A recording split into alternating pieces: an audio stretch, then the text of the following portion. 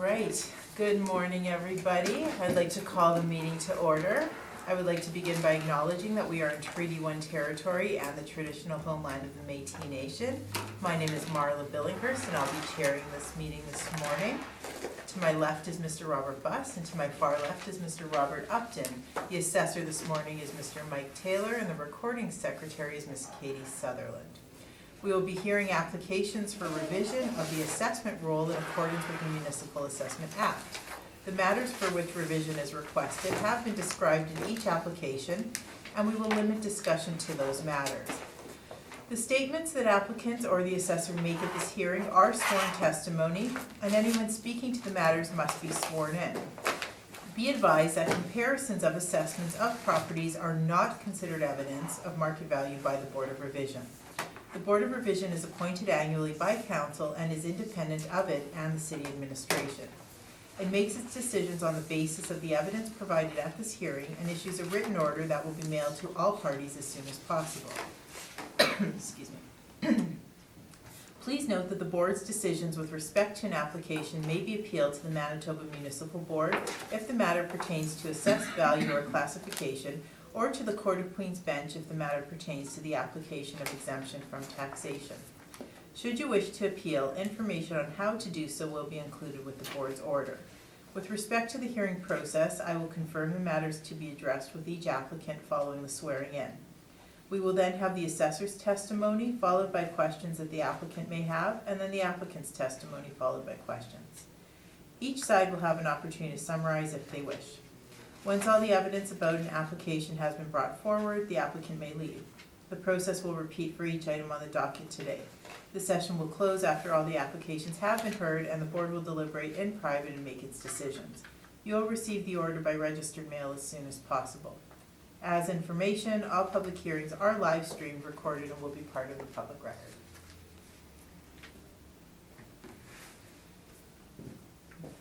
You're up. And the first matter on the docket this morning is 3025 Nessa. So do you swear or? Okay, so repeat your name. Mike Taylor. Do you swear that the evidence you're about to present is the truth, the whole truth, and nothing but the truth, so help you God? Do. Thank you. Argument. Do you swear that the evidence you're about to present is the truth, the whole truth, and nothing but the truth, so help you God? Thank you.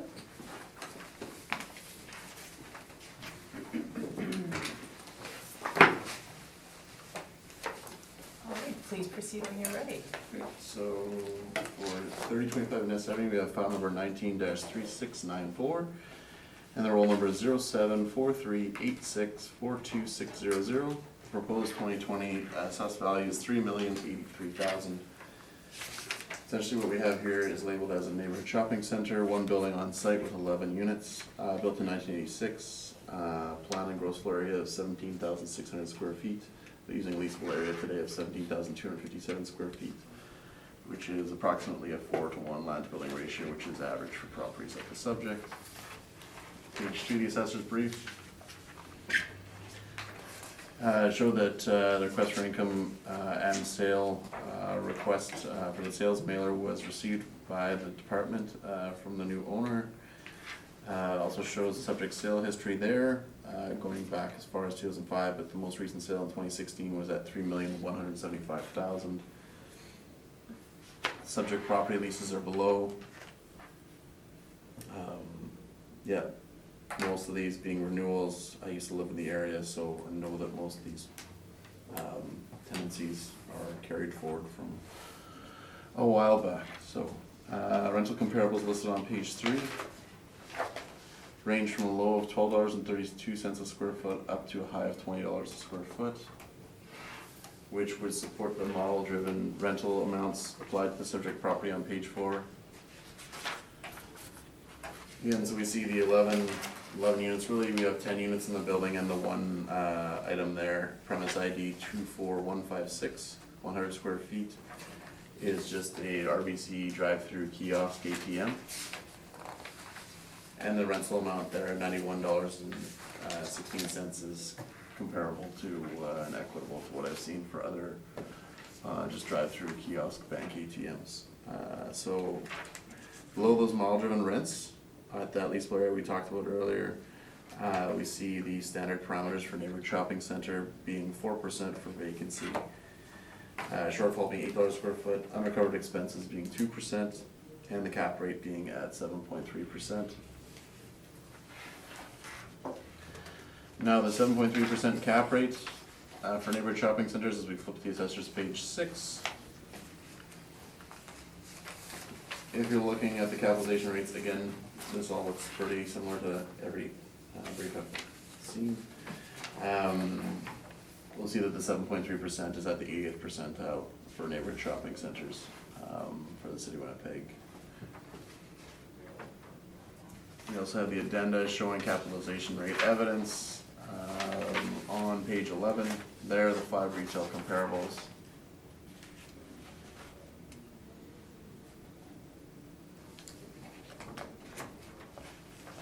And then non-recoverable expense sampling on page 12. We have aerial photographs and on-site photographs of the subject on pages 14 and 15. Again, just located at the corner of Ness and Sturgeon Avenue.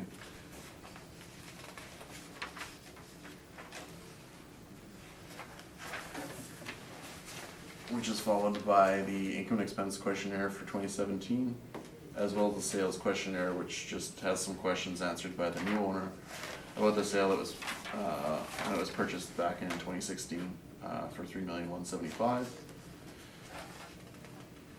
So again, not a full interest sale, partial interest. There, I guess 50-50 share sale. It says it states here, 50% was Sturgeon Investments Incorporated.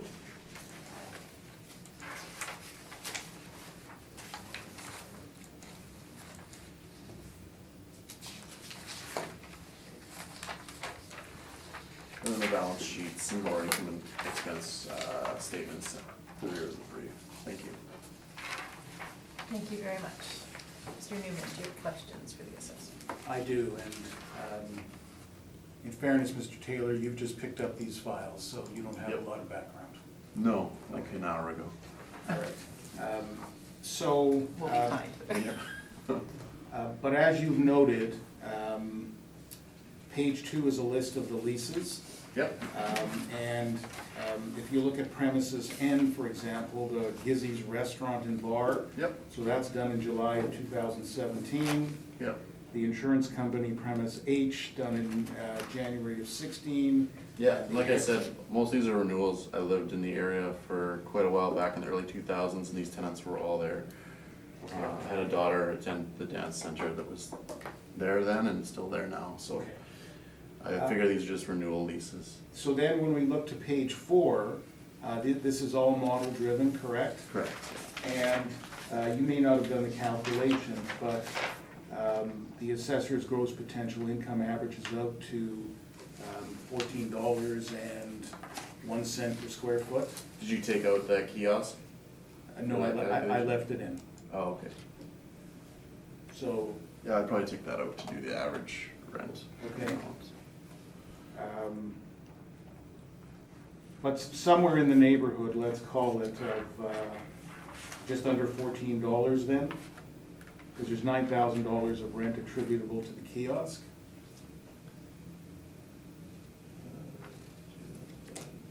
I'll have an answer for you in a second. Sure.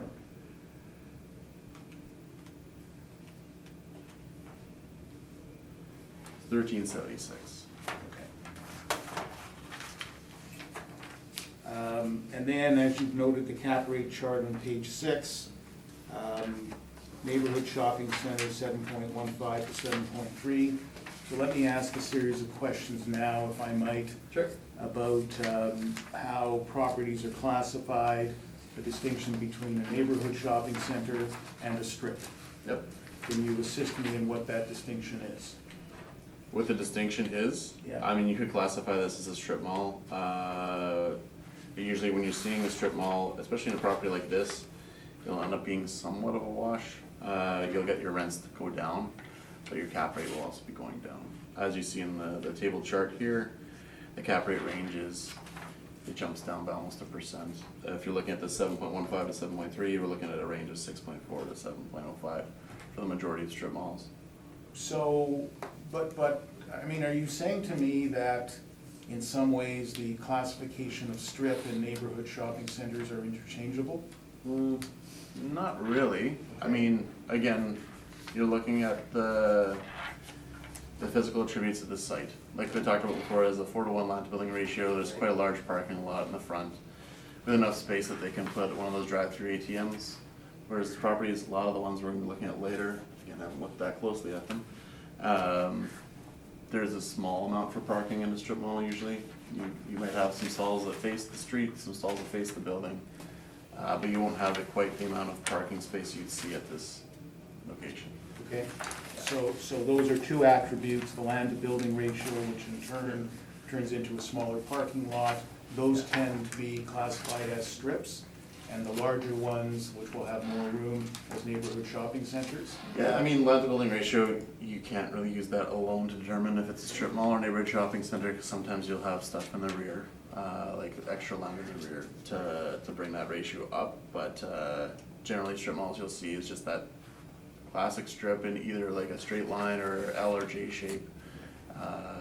Does the model determine which it is, or does it require an assessor's subjective view of? It would require an assessor to place that on there, yeah.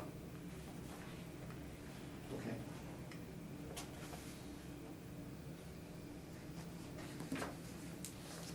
But this one is a neighborhood shopping center, and as you noted, the cap rate falls where it does. Just turning then to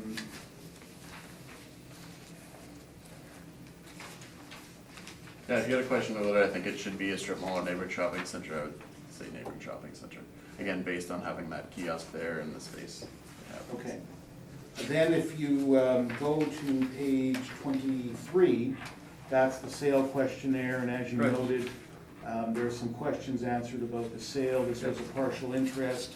And if you go to page 24, then there's a box in the middle of the page, sort of income and expense information. And the purchasers noted that this property was not bought based on its net operating income. No. Okay. No 5% non-recoverable allowance here, correct? Correct. Those are my questions, thank you. Thank you very much. Mr. Austin, any questions? I don't think right now, thank you. Mr. Buss? A question about the sale. You said that it wasn't bought on its ability to earn income. Does it say on here somewhere the motivation or why it was purchased?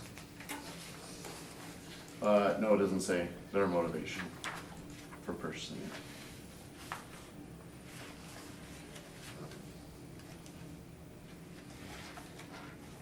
And the kiosk, Mm-hmm. it's on the tenant sheet here, Royal Bank of Canada. Does it work out, what does it work out to per square foot for them? Sorry, which page are you on? 21, I believe, showing kiosk, Royal Bank of Canada.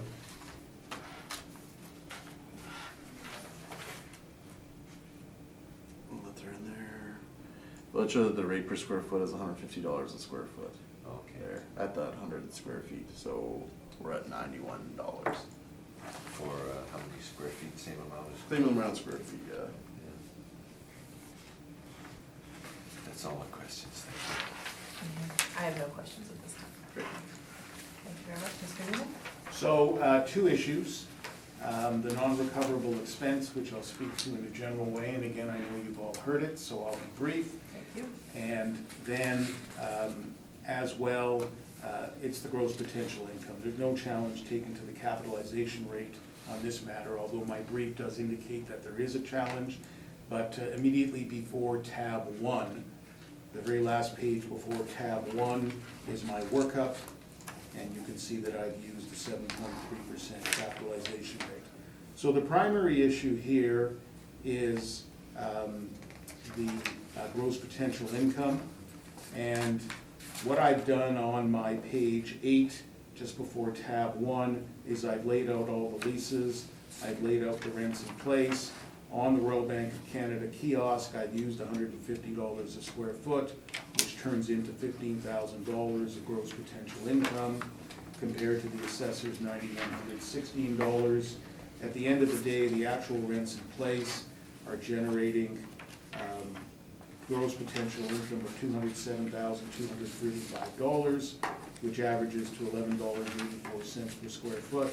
That compares to the assessor's $245,085, which averages to $14.01 a square foot. But as the assessor noted, if you take out the kiosk, then it would come down to $13.76 a square foot.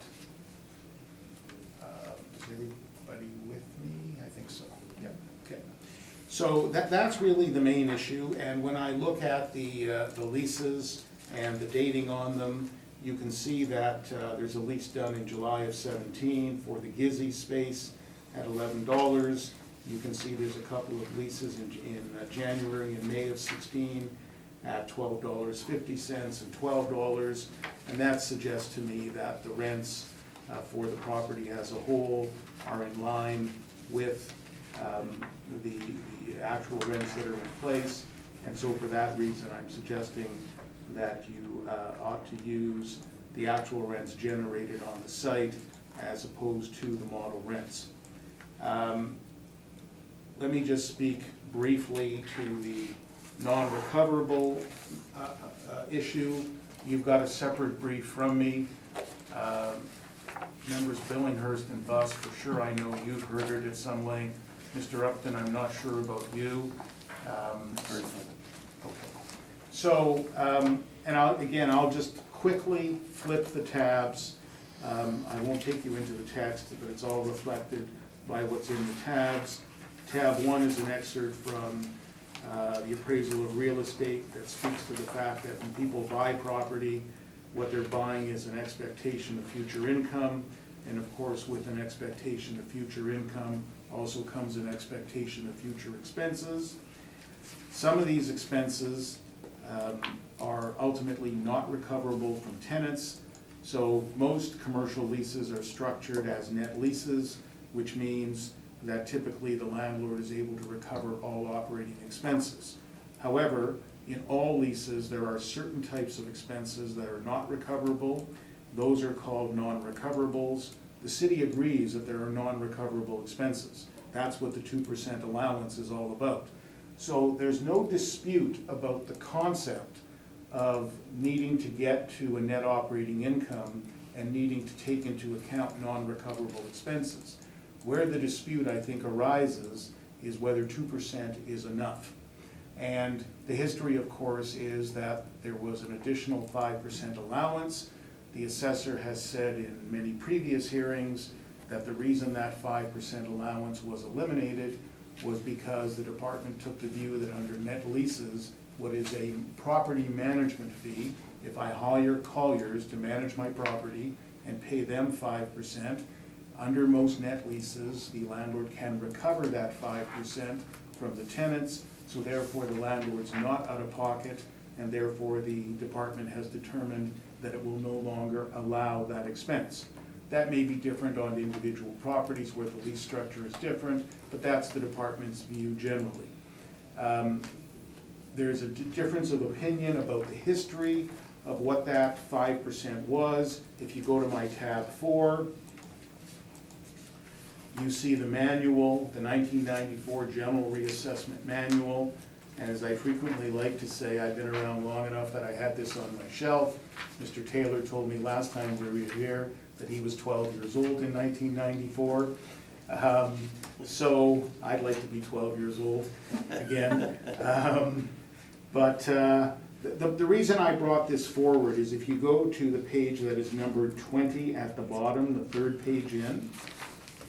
So what is happening on this page is the manual is speaking about the concept of non-recoverable expenses and the need to deduct certain non-recoverable expenses. And then they had an item which they called management, and they indicated that it reflects expenses that are incurred by the landlord that are not recoverable from tenants, even with net leases. And then they gave some examples of processing payments and chasing bad debts. My point simply is that historically the department expressed the view that the management was really intended to cover non-recoverable expenses as well. Tab 5 is a series of manuals the department published over the years where the same language used in the 1994 manual was used. But as I say, more recently, the department takes the view that that 5% is really all about the Colliers type property management fee. And what that leaves us with now is the question of whether the 2% allowance is enough. So if we then jump to tab 6, tab 6 is a valuation guide published by the Saskatchewan Assessment Management Agency. They are the assessor in Saskatchewan, and I provided to you only to provide an example. If you look at the second page in, page 18 at the bottom it references non-recoverable operating expenses typically not included in a lease, and then it talks about legal and audit fees, and if you go over, it talks about structural repairs, referencing that it may include things such as roof and wall repairs and parking lot resurfacing, advertising and promotion, leasing commissions. So it identifies these as being typical expenses. And then if you go to the next page, page 20 at the bottom, and again I stress this is just an example, figure 5. Here's an example of a net operating income calculation, and you can see that they've used 8% as the non-recoverable. To similar effect, tab 7 is the Municipal Property Assessment Corporation of Ontario, MPAC as it is called. They are the Ontario Assessing Authority, and their manual is to similar effect. And if you look to page 17 in the lower right-hand corner, again, it's an example. They're showing non-recoverable expenses as being 5%. If you go a couple pages further in, so there's a cover page which says May 2017, and then there's a page which is page 22 in the lower right-hand corner. Third paragraph from the bottom. So the more general heading is non-recoverable expenses. And they say, however, even with a triple net lease or expenses associated that are not necessarily passed through to the tenant, but must be absorbed by the owner, they may include things such as marketing, large capital cost projects, legal and auditing, so that type of thing. And again, I provide all of this to you simply to explain the concept that there are expenses that ultimately a landlord cannot pass on and must absorb, and those must be taken into account in arriving at net operating income. And as I said earlier, the assessor acknowledges that concept. Their view is that 2% is enough, and my view of the world is, and I frequently give this as an example, I recently did an office building at 243 Main Street, a 4-story office building, where the 2% allowance turned into $10,000 a year. By coincidence, in 2016, they spent $15,000 on leasing commissions. In 2017, they spent $21,000, so there's a total of $36,000 on leasing commissions. They spent $84,000 on HVAC in the building in 2016. They spent $184,000 repointing the building and doing some exterior work. And we're up to in the neighborhood of $317,000 against the 2% $10,000 allowance. And I know because I looked, they spent another $100,000 on the roof in 2018. All simply to illustrate the point that there's an economic life to a building, there's a life cycle to a building, there are significant expenses that must be incurred. Parking lots and roofs are two of the most significant expenses that will occur, and that's why the 2% isn't enough, and that's why we've proposed that the additional 5%, which historically was tied to non-recoverables, should continue to be allowed. That's all I'm going to say about that. I'm not going to say it again. So, let me then just finish. So, As I say, I think the real issue here at the end of the day is two things. It's the gross potential income, and as I said earlier, I think you should be looking to the actual rents in place, because I think they are reflective of the market for this building, at its location, and there are some leases done quite recent and proximate to the reference date. And the other issue, of course, is the 5%. And so my calculation, which appears on the very last page before tab 1, takes into account the rents in place and takes into account 5%, otherwise uses all the assessor's variables, and that's my submission. Thank you very much. Mr. Taylor, do you have questions? Just a couple. So flipping over to your page 3, looking at the rent roll for the subject property, you'd agree that they're indicating that some of these leases go back to 1998? The original start date goes back to Original start 1998, yes. And you're not disagreeing with my position earlier that lots of these tenancies have been long-standing tenants? And these are just renewal leases? Some of them certainly, yes. Okay. I'll flip forward to your page 7. Where it says total non-recoverable expenses, everything else is recovered except for general office expenses and bank charges, correct? That's correct. $500, do you know what that would be as a total percentage of their potential rent received? Minuscule, Like 1%? probably less. Okay. And did you know what the actual cap rate with the sale that occurred in 2016 was? Based on the owner's questionnaire and the advice I have, they didn't buy it on a cap rate basis. Yeah, we don't know why they bought it, but I'm just asking if you did that calculation just to see what the cap rate would have been. I did not. Okay. So you wouldn't disagree if I'm using the mailers, they reported their NOIs the same way they have on your page 7, that it would have been at 5% in 2015? Sorry, 2016 was the date of the sale. I haven't done the math. If that's the math you've done, then Great. Those are my questions, thank you. Thank you very much. Mr. Upton? Yes, so you're saying when the 5% recoverable, that, or non-recoverable, that is required to keep them whole. right. And in this case here, it's just been stated the non-recoverable expenses are minuscule. Right. So, my answer to that is this, and that's why I said during the course of my presentation to you, there's an economic life to a building. We all understand that if you're lucky every 20 years or thereabouts, you'll do your roof. If you're lucky every 20 years or thereabouts, you'll do your parking lot. You may have to make minor repairs through those years, but you won't have to make a significant expenditure on those items. However, when the time comes, so, you know, based on the gross floor area of this property of 17,600 square feet, that suggests to me that you've got a roof of approximately the same square footage. Property managers tell me that a tar and gravel roof these days is about $10 a square foot, so that would be $170,000 that would have to be spent on a roof at a point in time. On this property, the 2% allowance is $4,700. So to recapture the cost of that $170,000 for the roof is going to take 40 years. Of course, within that 40-year time frame, you'll have to do the roof again. We haven't talked yet about other structural repairs. We haven't talked about legal and audit. We haven't talked about a parking lot. You know, parking lots are easily $20 a square foot, for example.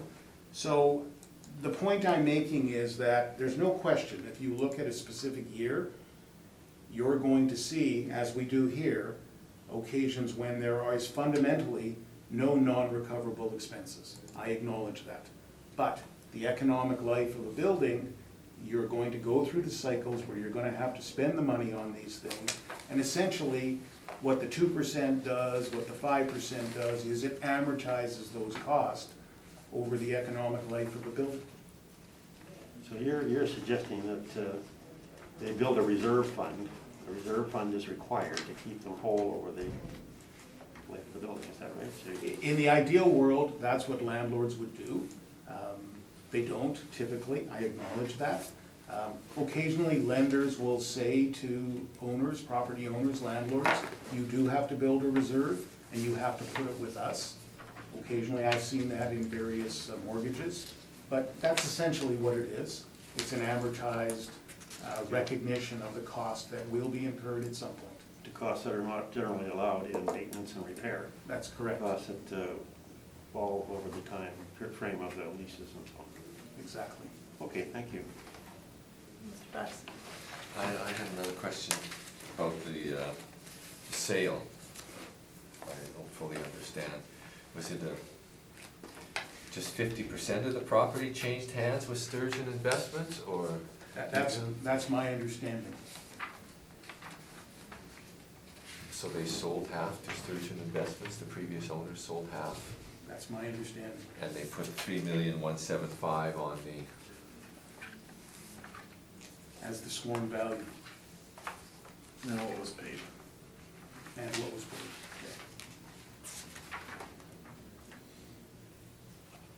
did you ask them?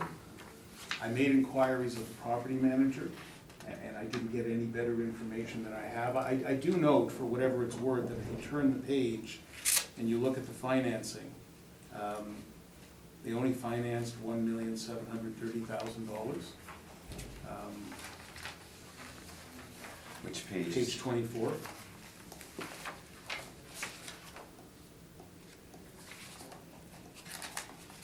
$1,730,000, is that what you're saying? Yes. Okay. I guess my question is, it was said somewhere that they didn't use the rents to come up with the value. I wonder how they came up with that value. And I don't have the answer to that. That statement is said on the same page in the questionnaire. The question was asked, the questionnaire asked the question, is the purchase price based on the property's net operating income? And the answer was no. Okay. Sorry, can I just interject? On the sales mailer, that one page there where it would say the vendor, that Manitoba Limited Company, so it has a numbered company there, that numbered company listed as a vendor is not the same as Sturgeon Investments Incorporated, which is listed. Where are you looking at? This page here, so it would show the vendor, and if the vendor was the same, then this would match this. So I'm suggesting, based on what's reported here, that it wasn't so much of a 50% share or a sale of the building. It was a sale to two different parties that split the purchase price 50-50. Okay. Is that possible, Mr. Newman? Two different parties bought it? Possible. Yeah, just because it says the new owner, like listen, on my page one is 3025 Nest Properties Limited and Sturgeon Investments Incorporated, whereas the previous owner was at Manitoba Incorporated. Okay, thank you. My question, one more question, is you both agreeing on the cap rate? Yes. 7.3%? Yep. That's all my questions, thank you. Okay, and I think my question. Yeah, I'm good. Okay, thank you very much. Thank you.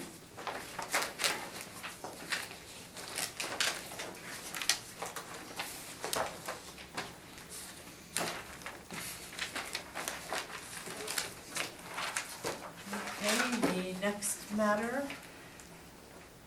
is 1094 Nairn Avenue.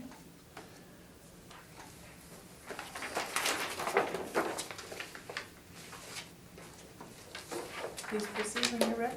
Sure, Mr. Upton, you ready to go? Yeah, I am. Okay. So 1084 Nairn Avenue, the file number is 19-1782, the roll number is 14093813000. The proposed 2020 reassessment value is $3,185,000, sorry. Recommendation here today, from the assessor to reduce the value to $2,897,000, based on adjusting the capitalization rate.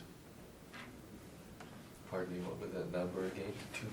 2 million? $2,897,000. We're using a cap, what? Cap, we're using a cap now of 7.75. Originally it was 7.05. Okay.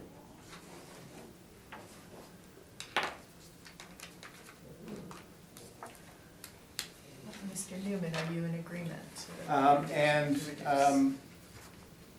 Yeah, I just wanna clarify, so this property was classified as a strip, correct? It's CMRNS, so it's Neighborhood Shopping Center. Yeah, that's just the parcel use code. It was valued, to get to that 3,185,000, if you're looking at page 4, yeah, it's a strip mall. Okay. Sorry, yeah, we have property type classes and parcel use codes. Just to confuse us. Yeah, just to confuse everyone. Right. The parcel use code is mostly for the board, so you guys schedule all the parcels the same way. Oh, okay, sorry, my mistake. Okay, yeah, yes, the recommendation is acceptable. Let me just make a note of that. And what's that? The parcel use code's different than the. No, that he's Oh, accepting Oh, the rec. yeah, the recommendation. That one's more important. Yeah, that is important.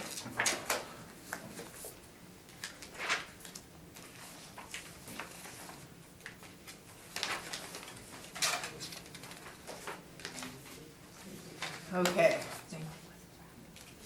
Sorry? The recommendation, well, I'll give it to you. Okay, Yeah. sounds good.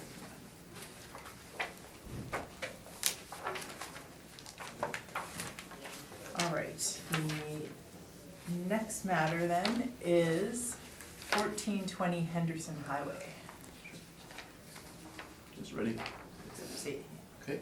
So 1420 Anderson Highway, the file number is 19-3723. The roll number being 040017319000. Proposed 2020 assessed value being 2,472,000. One building on site, 4 different units. Total square footage being 12,475 square feet, lot building ratio of 2.86 to 1. Assessor's brief, page 2. So again, similarly to what we saw before, we requested information on the 2016 sale, and we also got information for income and expenses for 2016 and 2017 from the new owner. Sale being listed there below in November again, 2016 at 2,775,000. Yeah, 4 units below listed there, being Jeffrey's Restaurant, Reese Dental, Animal Hospital, and Niche Travel there. So the rents range, again, from $15 up to $16.50 square foot. Rental comparables listed on page 3. All on Henderson Highway. Looking at a range of $14 a square foot up to a high of $22.40 a square foot. Page 4 just shows the subject here listed as and valued as a strip mall. And we've already talked kind of about the physical characteristics of what makes properties strip malls. This one would fit in terms of there's limited parking fronts right onto Henderson Highway here. There wouldn't be room for any kind of development in the parking lot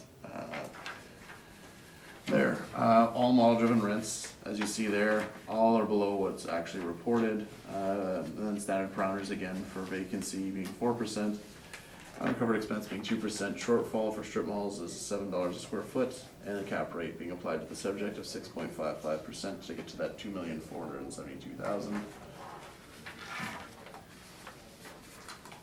Moving forward to page 6.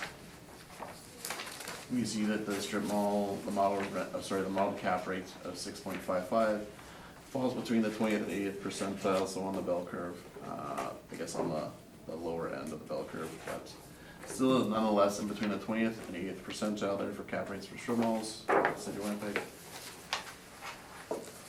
Following that, we have the addenda again with our capitalization rate evidence, in addition to our non-recoverable expense sampling there. Pages 14 and 15 have the aerial photographs of the subject property. I know I just picked this up today, but I frequently go to Jeffrey's there on Henderson, so kind of test to the fact that I guess what the assessor had originally included here on page 15 is that they redeveloped the site, and yeah, it used to look like a when you're driving by like an old 1970s strip mall. Now it looks much more modern with the facade all being redone. In addition to the parking lot being, I think it was resurfaced recently as well. Following those aerial photographs and site photographs, we just have the income statements, in addition to the property sale questionnaire listed on page 21. There with that, the sale price being $2,775,000.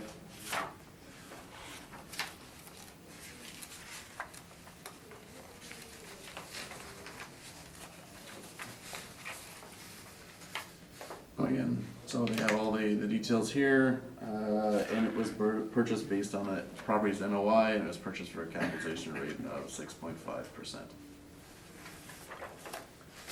That's my submission, thank you.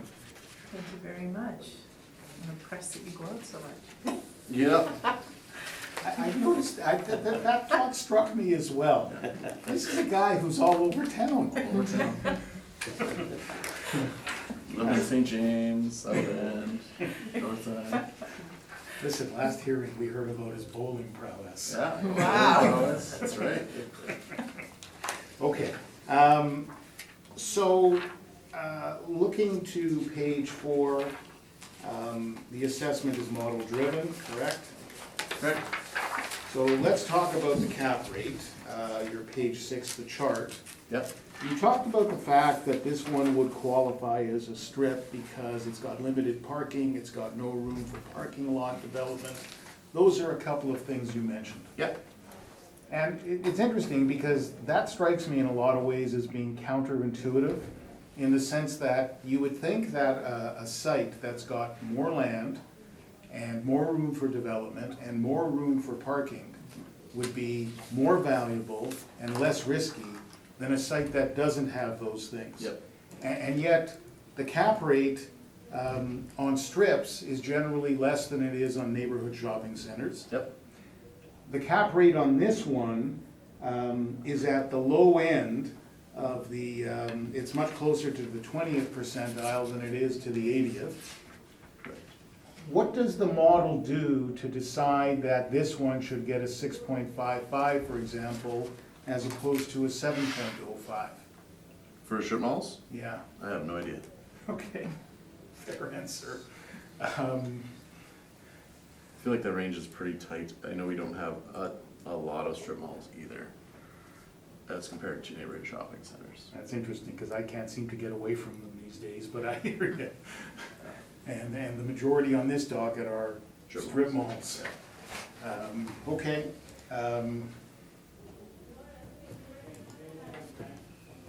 Those are my questions.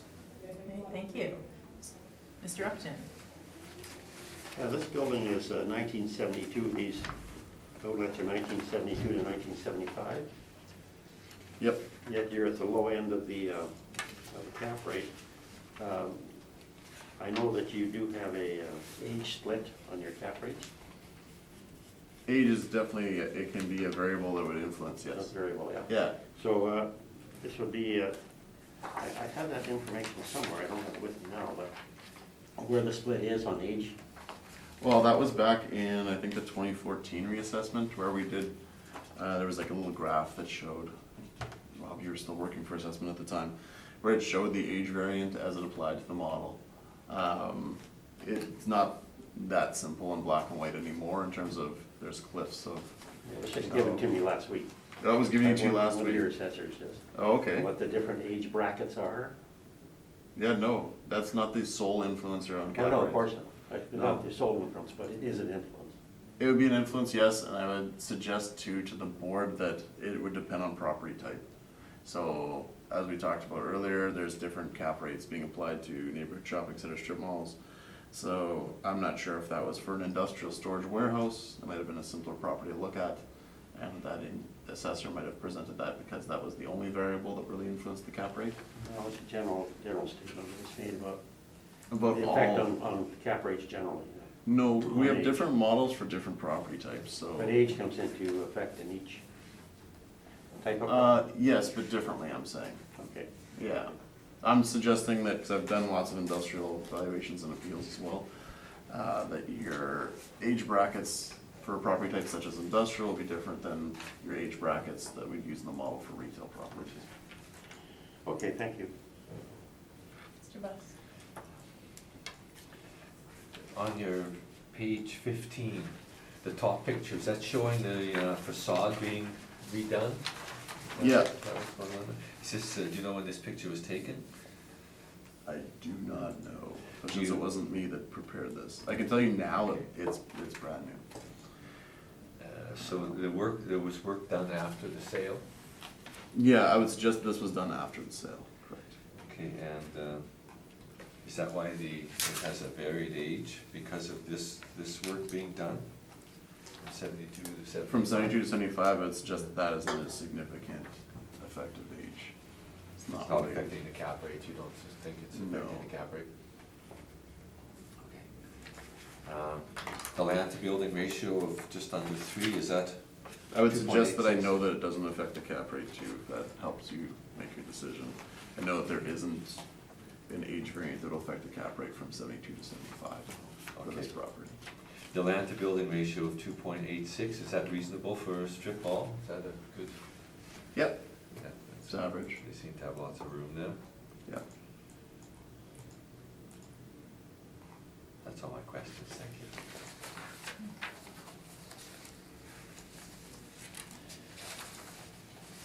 I have no questions. Mr. Newman? One issue, two issues, the 5%, I'll say no more about that. Second issue, the capitalization rate.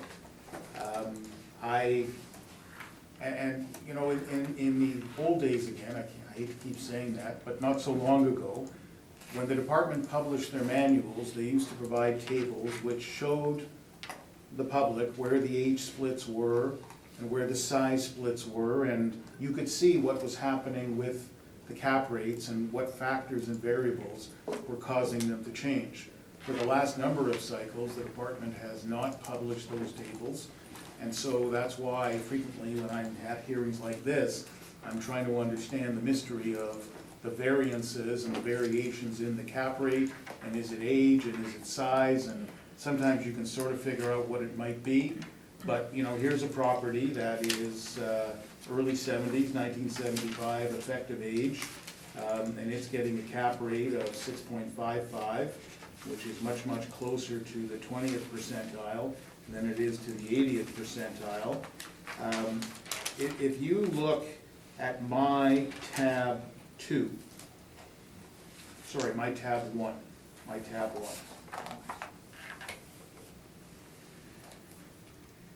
the very first page of tab 1 is actually the cap rate chart from 2018. And the only reason I put it there is because back in 2018, the department had a concept of a non-anchored strip. And what I understand an anchored strip to be is sometimes you'll have a Shoppers Drug Mart, for example, or you might have something like that. That's more of an anchor type tenant. And other strips, of course, have nothing like that.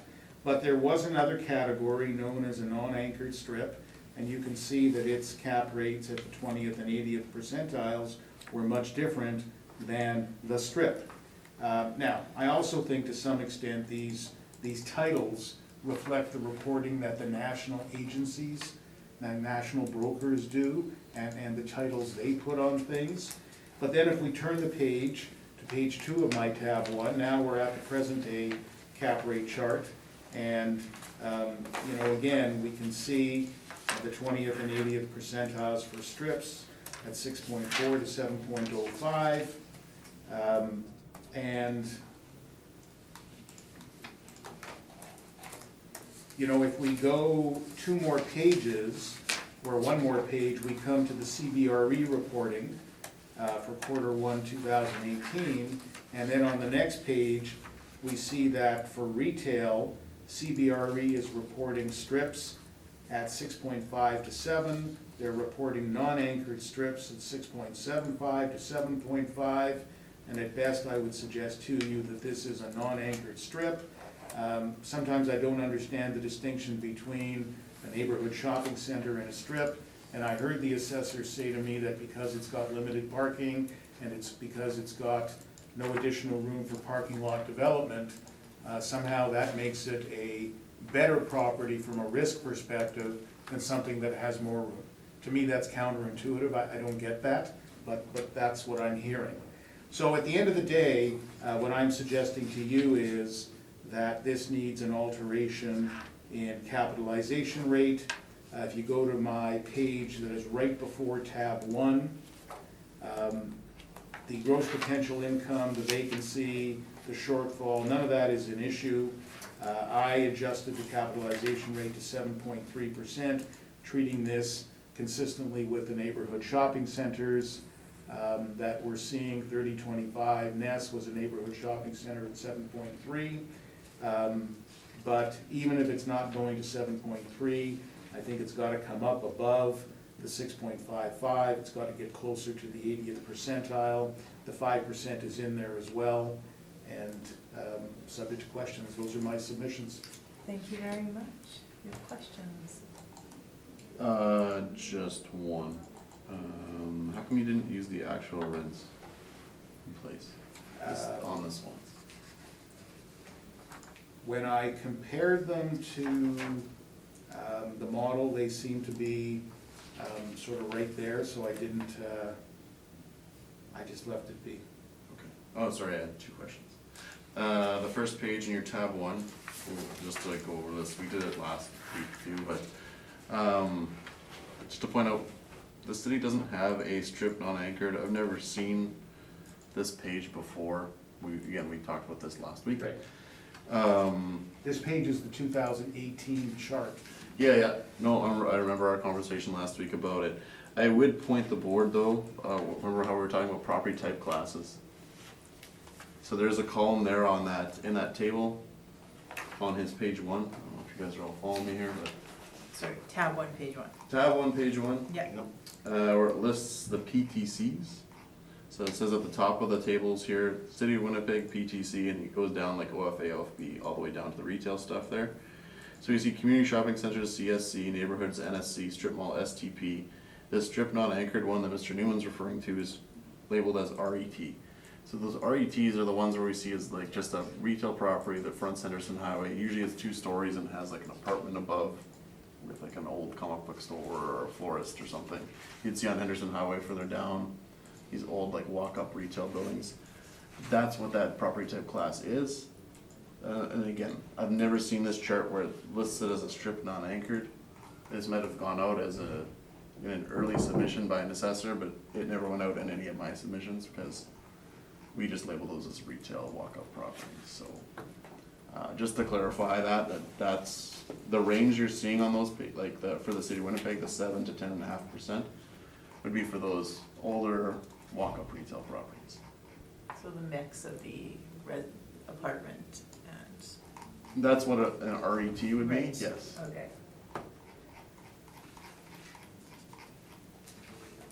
I just want to address that for a moment, and again, you will have heard this from me That's why I last turned week. to you, because I Yeah. knew you would want to. So partway through the 2018 cycle, and I remember Brittany Santucci explaining this to me in the context of 1038 Pembina, which we're going to come to, that the department had changed their approach. They created another category.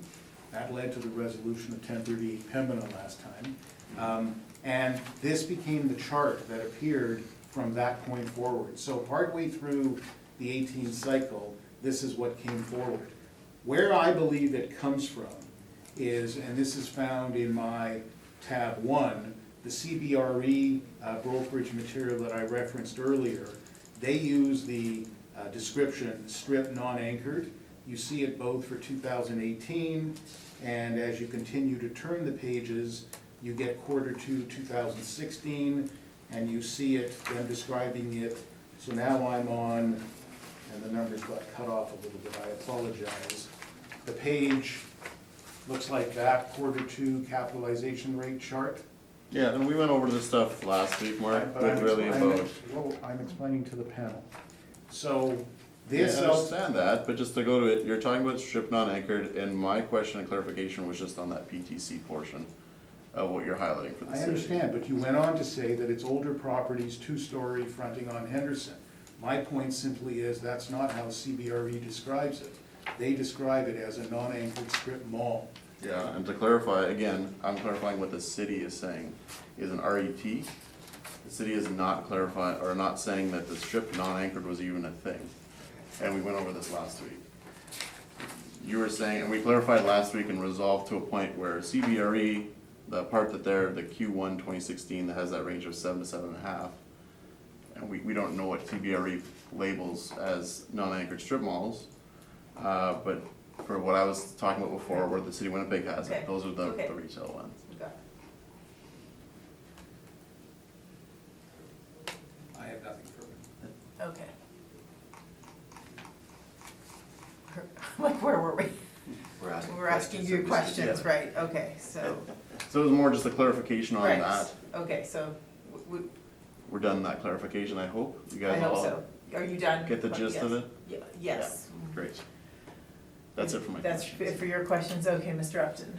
I don't have any questions. Okay, Mr. Boss. Well, I would like to ask a question about the sale.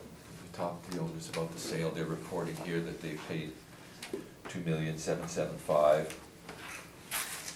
And the assessment is underneath that already. The city of Winnipeg, or the Municipal Assessment Act, says we're supposed to assess property at market value, Equitably, equitably, market value. yeah. Is, therefore, would you agree with me that the value should be $2,775,000? No. So there's that old adage that one sale does not make the market, so we need to look to the market as a whole. This is a Vancouver buyer whose motivations may well have been different. Maybe he believes he's buying cheap real estate in Winnipeg relative to what he's gonna pay in Vancouver. But at the end of the day, the reason the city builds models, of course, is to do equity, and we always check those models to make sure they're consistent with what's happening on a property. Okay, so the buyer was from Vancouver. Yep.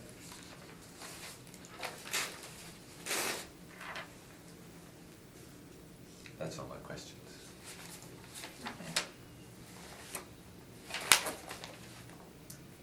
I don't have any questions. Thank you very much. Perhaps I'm gonna suggest we take like a short break. All right, I'm calling this meeting back to order. And the next matter on the docket is 3404 Roblin Boulevard. Mr. Taylor, please proceed when you're ready. 3404 Robin Boulevard, the file number is 19-4012. The roll number being 0100960000. The proposed 2020 assessed value is $2,154,000. Again, we're looking at, I believe, a strip mall here. 8-unit strip mall built in 1973, with a leasable area of 12,355 square feet and a land to plan area of 2.15 to 1. Page 2 of the assessor's brief just shows the income and expense questionnaires received from the owner in 2016 and 2017.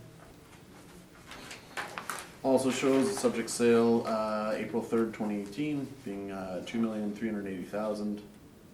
Below that, subject property leases in place.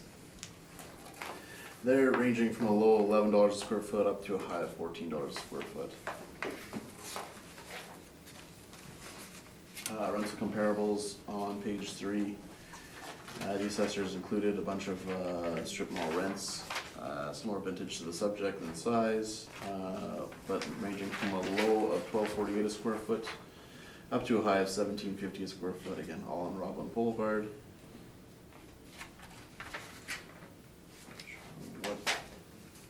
What that is at the bottom there, to be honest, below those rental comparables. So I'll just skip over to page 4. So page 4 has the model-driven valuation of the strip mall for the subject property. You can see the model-driven rents range from a low of $12.11 a square foot up to a high of $15.70 a square foot, with a vacancy of 4%, undercover expense of 2%, shortfall being $7, and a capitalization rate at 7.05% to get that $2,154,000. Page 6 of the assessor's brief. Again, we'll just go back to to that to show that the 7.05% is the 80th percentile for City of Winnipeg strip mall capitalization rates. So at the higher end of the bell curve there.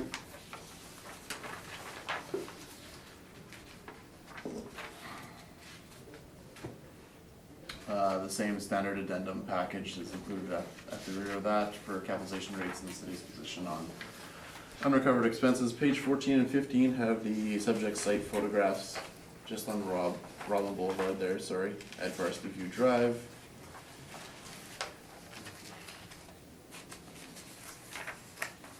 Again, just show the parking facing the street there on Robin Boulevard. Which then is followed by the income expense questionnaire and rent roll for the subject property. Thank you.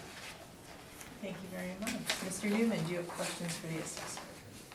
Page 1 of the brief, 1973, both built and effective age, Yep.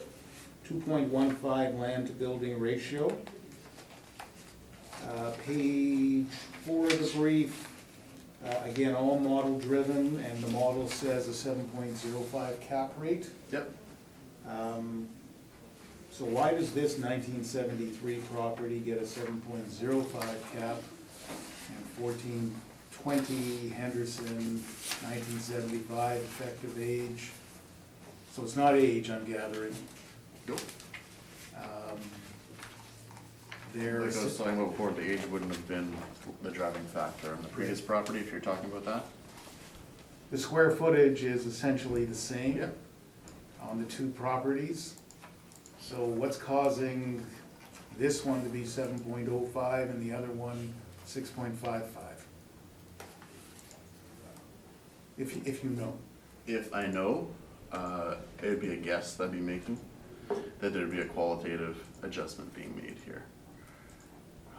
We didn't adjust previously the effective age for that property that had the facade redone. Again, not to go back into that property. This one, as you can see from the photographs, the facade has not been redone on it. So my suggestion would be that this would be left as an average, because it looks like an average strip mall you would see in the market for 1974, whereas the previous one does not. Does the model do that, or does an That would assessor? be an assessor making an adjustment, saying that it's not average, it'd be above average. Okay.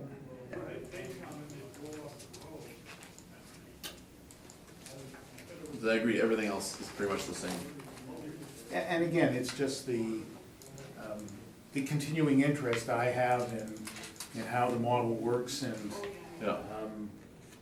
why it, for seemingly very similar properties, throws up different numbers. But your suggestion that maybe there's a qualitative adjustment that's been made, you don't know that that actually happened. That's a guess on your part. Well, that's going back to the previous property. Right. Again, and yet, to confirm, that would be a guess as to why there's a difference. Yeah, okay.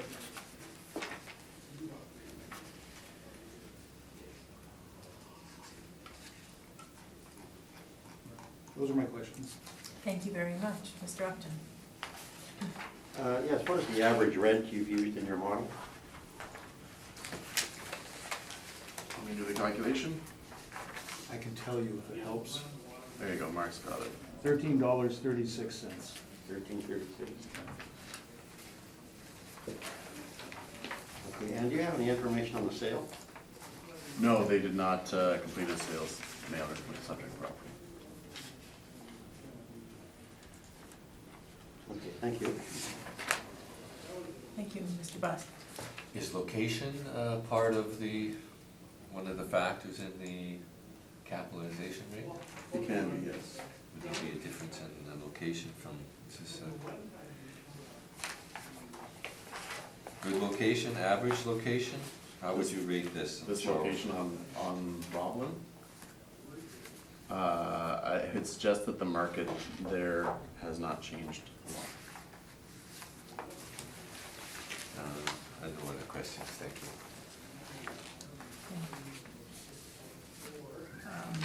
I had a question about the sale, but you see you have no information about it. Well, the sale occurred 2 days after the reference date.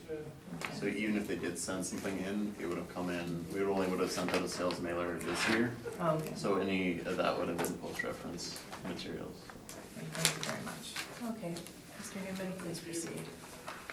So, a couple of issues. So if you look to my brief, and if you look to the last page, right before tab 1,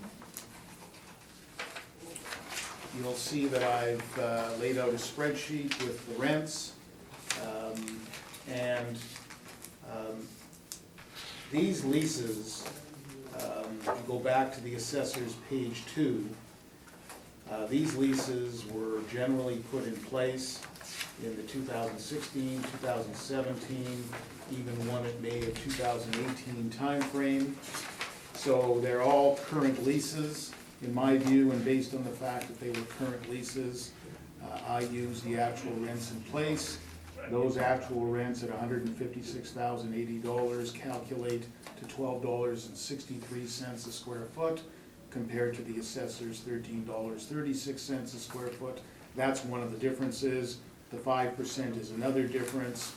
And ultimately, I used a capitalization rate of 7.3%, again, treating this like neighborhood shopping centers generally.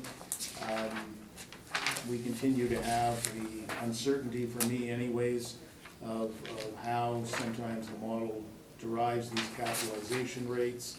So this one's at 7.05, which puts it at the 80th percentile, and others, as we've seen, are much closer to the 20th percentile. So the value ultimately that I described is $1,878,000 using a 7.3 capitalization rate. Even at 7.05, which is the cap rate used, the value is $1,945,000 using the rents in place and the additional 5%. Those are my submissions. Thank you very much. Mr. Taylor, do you have questions for Mr. Newman? No questions. Okay, Mr. Upton. No, I don't, thank you. Mr. Buss. Do you know anything about the sale? So as the assessor noted, the sale did happen just after the reference date. The buyers bought the property in part to move into it, and they now occupy it in part.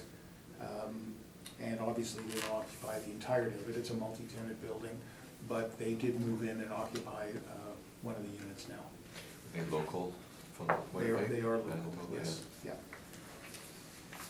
Thank you, that's all my questions. You answered my question as well. Thank you very much.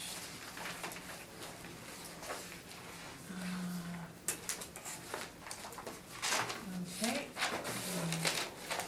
Next matter on the docket is 1038 Pembina Highway.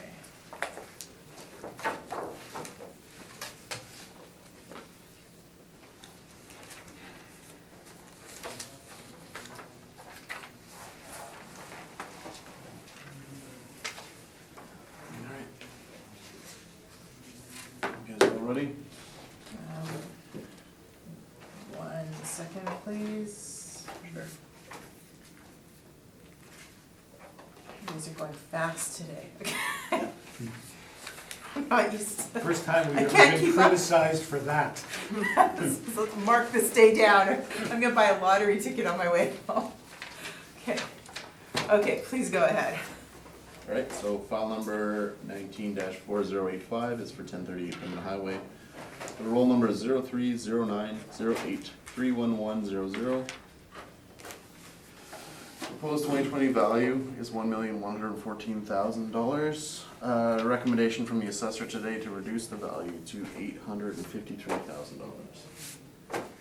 Based on adjusting the capitalization rate from 7.25%, to 7.25% from 5.55%.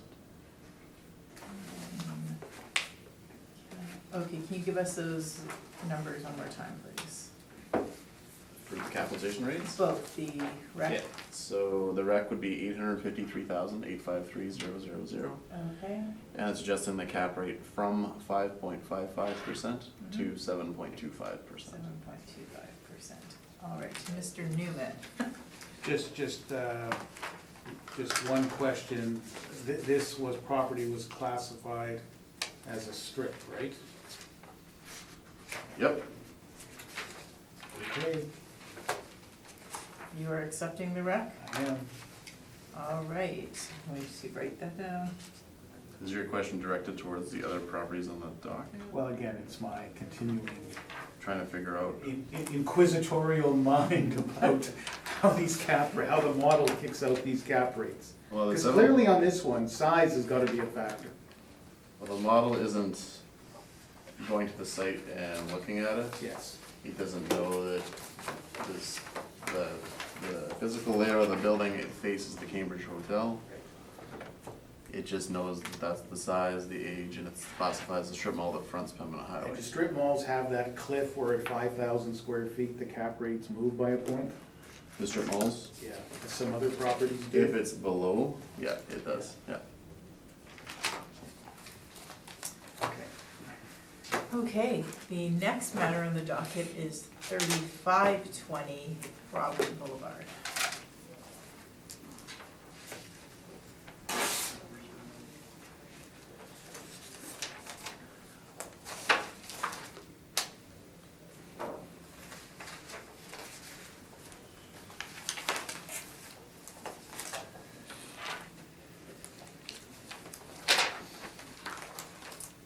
All right, please proceed. Right.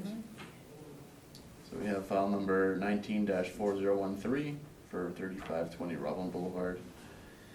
Roll number is 01-001-442-000. The proposed 2020 assessed value being $1,584,000. Strip mall here again, one building, 7 units, built in 1975. Leasable area being 9,133 square feet today, and a land to building ratio of 2.53 to 1. Page 2 shows that we received income expense questionnaires for the subject property in 16-17, as well as the sale going back to 2007 for some reason. And the subject property lease is there below. I'm not sure how the Braun carpet lease is at $124.82. I'm looking at that for the first time right now, but anyways, so that's an older lease, but the other ones all range from $11.49 up to a high of $13.50 a square foot. Page 3 has rental comparables again, Roblin Boulevard, other strip malls, similar size, similar vintage, ranging from $11 up to a high of $17.50, as we saw earlier. Page 4 shows a model-driven valuation of subject property. Looking here at lots of rents at $12.75 a square foot.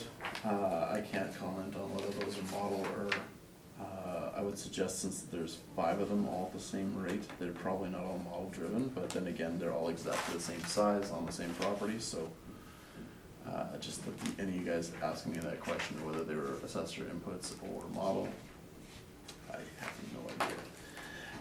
Vacancy again for strip malls is 4%. Expense unrecovered being 2%, shortfall of $7. We've applied a cap rate of 6.55% to get to that $1,584,000. So looking over at page 6, again at the cap rate tables for strip malls, 6.55%. Here on the table is just north of the 20th percentile, so on the bell curve, but on the low end again.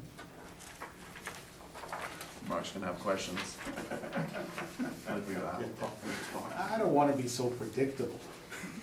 answer these questions. You look excited, you just can't. So yeah, then pages 14, 15.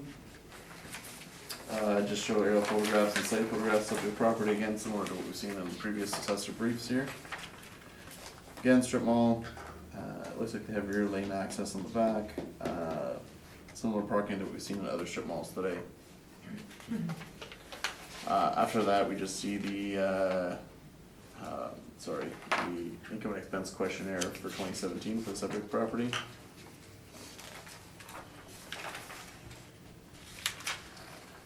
That's pretty much my presentation. I just want to look up. Oh yeah, just on page 20 here, the broad carpets.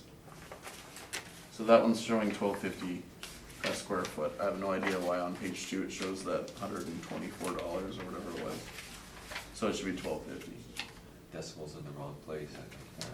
Yeah, it would have been like an internal error, so I would just advise you guys to correct that amount on your page 2 to $12.50 to reflect what was reported on their mailer. But that's my submission, or the assessor's presentation. Thank you very much. Mr. Newman? 3404 Roblin and 3520 Roblin are about, what, 100 yards apart from each other? Yep. Okay. Both built mid-70s. Yep. Any theories on why one's a 6.55 and one's a 7.05 cap? They get qualitative adjustment. And does the picture look like a lot new has happened to this property? Nope. Okay, those are my questions. Okay. Mr. Upton? No, I don't think I have any, thank you. Mr. Buss? Yes, and a picture on page 15, so you're saying that looks, that's the original wall? Those wouldn't be the exact original walls from 1970s, but I don't know when they redid the facade on this property. You don't have any notes on any work that's been done to this or anything? I didn't have time to look at the note this morning when I was handed these at 2 hours ago. I understand. Okay, thank you, that's all my questions. And I have no questions. All right, Mr. Newman? The 5% issue, no issue on rents. Again, the capitalization rate. I don't get it. You know, this is the clearest example of properties truly almost immediately adjacent to each other. And yet we're seeing these cap rates bounce around. And with, you know, again, low land to building ratio. So I'm suggesting the capitalization rate needs to come up on this property. And again, on the last page before page number 1, or sort of tab number 1, I use the 7.3, again mirroring the neighborhood shopping center rate, but even if you take it to 7.05, which is what 3404 is at, with the 5% additional adjustment in there, you get $1,394,000. So I'm suggesting whatever you do here, you need to adjust the cap rate to at least 7.05. That's my solution. Thank you very much. Mr. Taylor, do you have questions for Mr. Newman? Nope. Mr. Upton? No questions, thank you. Mr. Buss? Did you say the cap rate should be 7.05? So I use 7.3 because I was mirroring what happened with the neighborhood shopping centers. But I'm saying at the very least, it should go to 7.3, but if not that, then at least 7.05 to match 3404 Roblin. Okay, would, I asked the assessor if he thought that was the original wall from this picture, would you, do you agree that that's Without not the question, original?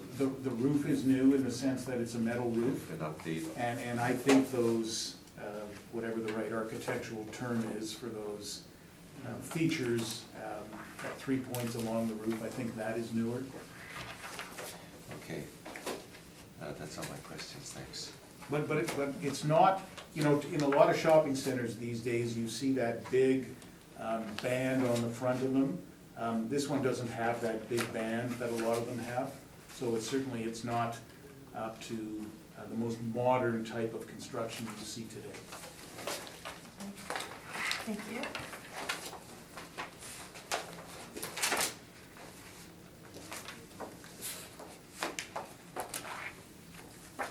All right. And that brings us to 1045 St. James Street.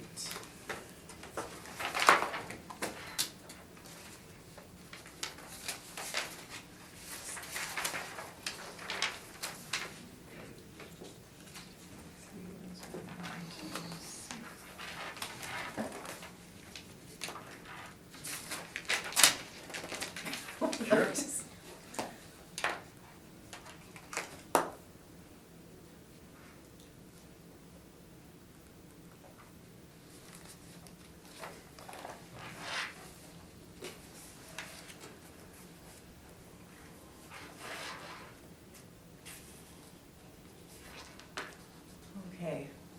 Please proceed. Great. So file number 19-1733 is for 1045 St. James Street. The roll number is 13000461000. The proposed 2020 assessed value is $4,117,000. Recommendation to date to reduce the value on this neighborhood shopping center down to $3,139,000. And that's by adjusting the capitalization rate for this property from 7.3% to 8%. Okay, so what was the number, 3,139,000, 139. and that was changing the cap from 7.3 to 8%? Correct.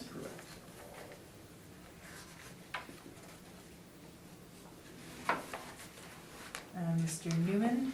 I accept that without any questions. Okay. No questions, Mark? Come on. Of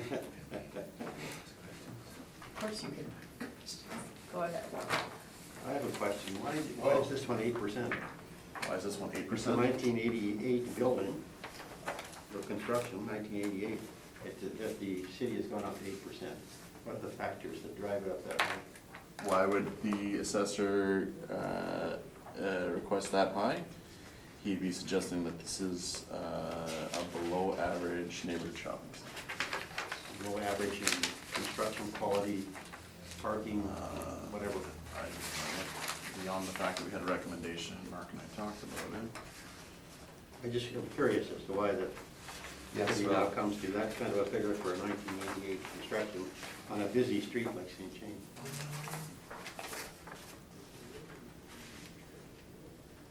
National tenant like the brick in there, I believe. No, brick's not part of this. Brick's not, it's on its own roll number, but if you're looking at page 14 of the assessor's brief here,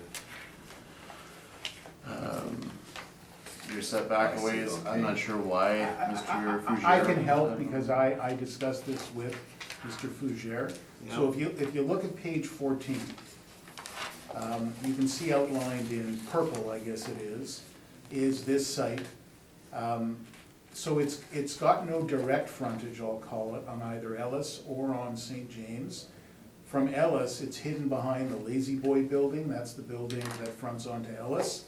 And from St. James, there is a narrow port, I'll call it, when you come past the brick building as you're heading south, and before you come to another collection of buildings, which is 1017 St. James on the corner. The other thing about this site is if you look at the building, it's L-shaped, but in fact, there's a chunk of the building right where the roll number appears in that white box.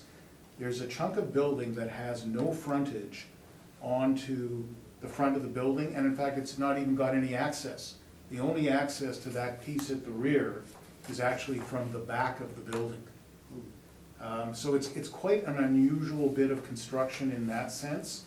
And so that corner space, again, sort of where the roll number is, it's really essentially warehouse space, it's not retail.